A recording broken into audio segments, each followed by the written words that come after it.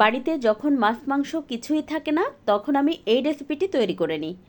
গরম ভাতের সাথে আর কিছুই লাগে না যদি এই একটা রেসিপি তৈরি করে দিই। আসসালামু আলাইকুম, কেমন আছেন সবাই? রেসিপিটি তৈরি করার জন্য এখানে একটা প্যানে দিয়ে দিচ্ছি 3টা আলু কুচি করে।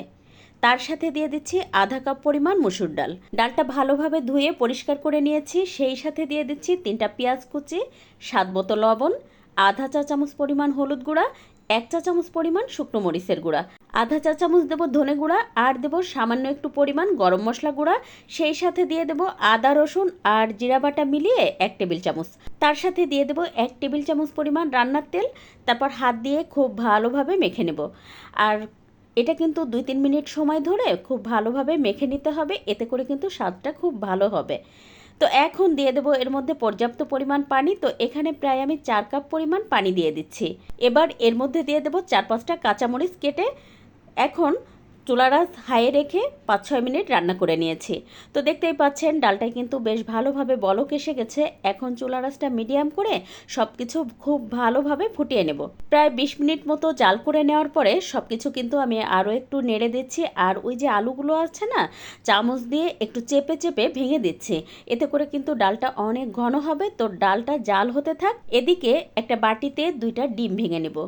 তার মধ্যে দিয়ে দেবো সামান্য একটুখানি লবণ, আর দিয়ে দেবো হচ্ছে সামান্য একটু হলুদ।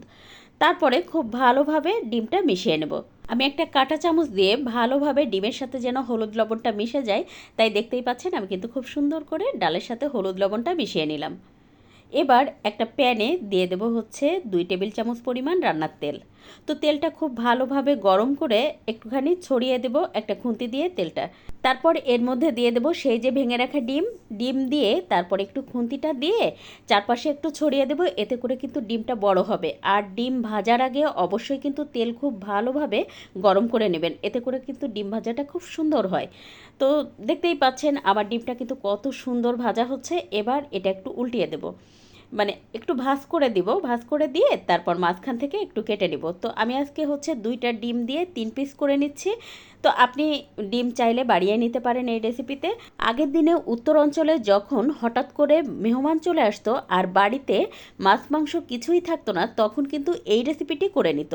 এত মজার হতো, মানে অসম্ভব একটা মজার রেসিপি। তারপরে দেখতেই পাচ্ছেন ডিমটা তুলে নিয়ে তার মধ্যে দিয়ে দিলাম 2টা পেঁয়াজ কুচি আর 1 টেবিল চামচ পরিমাণ রসুন কুচি। তারপর নেড়ে চেড়ে দেখলাম তেল একটু কম হয়ে গেছে। তারপরে আবারও 1 টেবিল চামচ পরিমাণ রান্নার তেল দিয়ে দিলাম।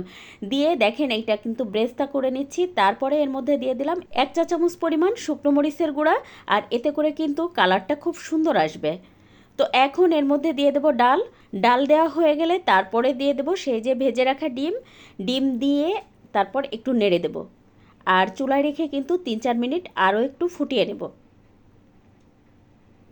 তো দেখতেই পাচ্ছেন ডালের কিন্তু খুব সুন্দর একটা কালার আসছে। আর এই কালারটা কিন্তু শুকনো মরিচ ফোড়নের মধ্যে যখন দেওয়া হয় তখন কিন্তু এই সুন্দর কালারটা আসে।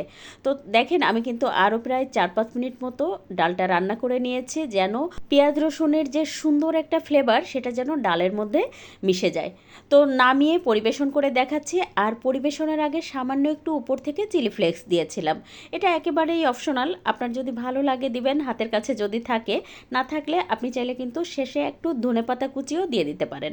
আজকের রেসিপি ভালো লাগলে প্লিজ একটু শেয়ার করে দিবেন আর একটা লাইক দিয়ে পেজ ফলো করে রাখতে পারেন। আর একটা কথা, আমি তো জানি না আপনি আমার ভিডিও কোথা থেকে দেখছেন। প্লিজ আমাকে কিন্তু কমেন্ট করে জানাতে পারেন আপনি আমার ভিডিওটা কোথা থেকে দেখছেন।